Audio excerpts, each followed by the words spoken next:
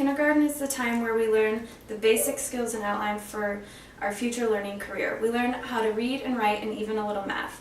But there are some children that seem to have a disadvantage when it comes to these things. According to Michael Coyne, a researcher on reading intervention for kindergartners at the University of Connecticut, reading difficulty is a major factor in the academic achievement gap that finds many low-income and minority children lagging behind their classmates. But despite these issues, there are some creative ways to help children overcome their difficulties. My mother, Joyce Clements, has been dealing with at-risk children for 8 years and has come up with many fun and creative ways to help prepare them for their future learning career. Here are a few of her techniques for tutoring in various subjects. One of the basic subjects that children may need a little extra help in is language. This includes the alphabet and sounds that are associated with each letter.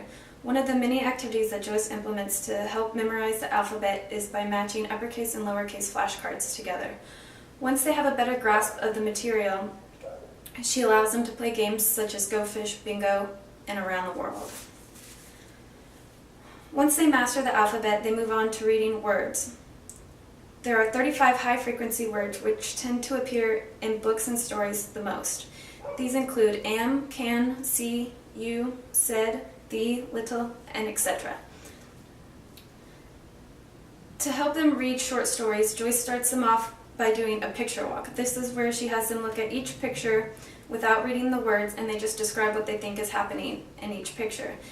Then they go back to the beginning of the story and actually read the words that are in the book. This makes it a little less overwhelming because they have an idea of what's going on. After they learn to read, they move on to handwriting. They are taught the proper way to form each letter in capital and lowercase.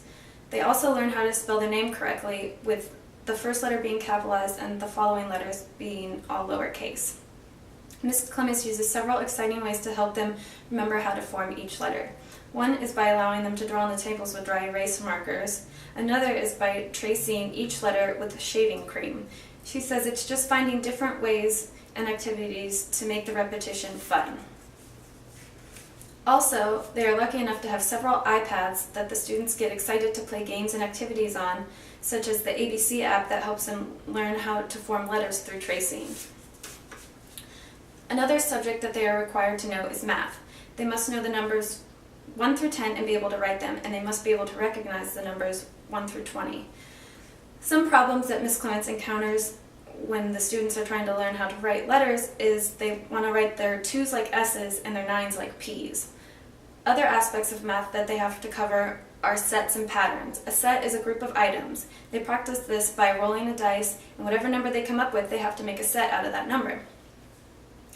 When learning patterns, they must also be able to add on to an existing pattern.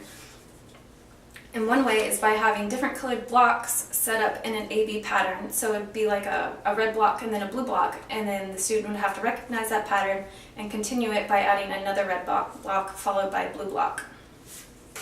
There are many different ways to help encourage at-risk students to accomplish the skills that they are taught in kindergarten. Ms. Clements says being able to see that light bulb come on and a student finally understand the concept that they've been working hard to grasp is very rewarding, not only for the student, but also for the teacher. Okay, and here's my audience.